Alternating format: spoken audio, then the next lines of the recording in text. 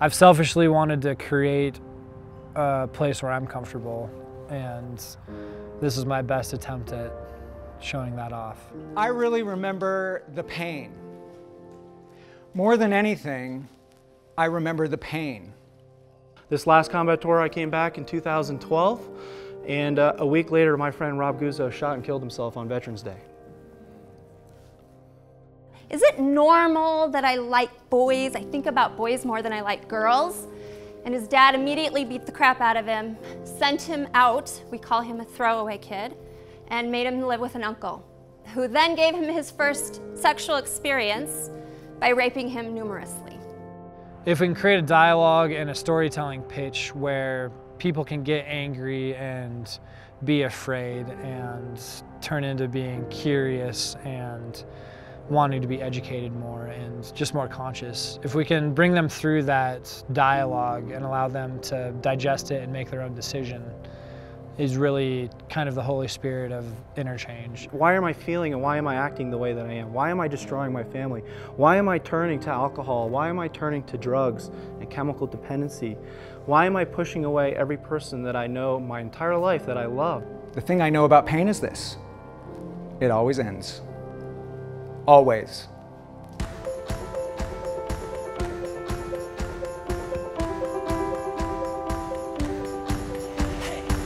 So when we go into the runway show, it's this kind of variety runway style show. We started off with this duet with a drummer and a kid playing an 8-string guitar. Then it went into drag, an electronic group that featured tap dancers, and they had the tap dance offs. And then we had a Native American fashion show, and then a condom fashion show. It's really started to become a magnet for just really interesting and misfit people that just kind of fit into Interchange perfectly.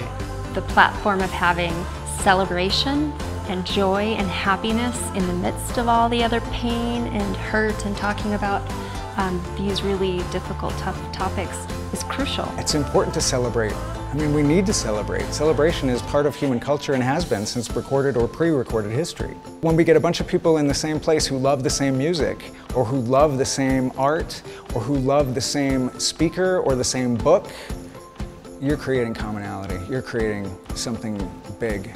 You break that like barrier between people like wanting to connect, and everyone comes closer as a result. It's a great place just for all types of people to come together and just coexist without any of their differences hindering that. Everyone involved with Interchange just has such positive energy. This is like to give back to the world. Any culture and any people, you know, it's all about that. It's definitely about giving back.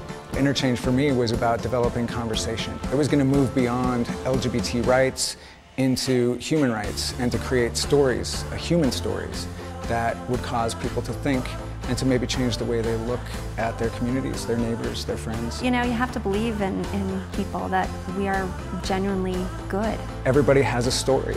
They have a million of them inside of them. And if we can just tell part of that story to one other human being, we're going to create an amazing amount of change in this town. And that's what Interchange is about. We're just telling people to listen to each other's truth.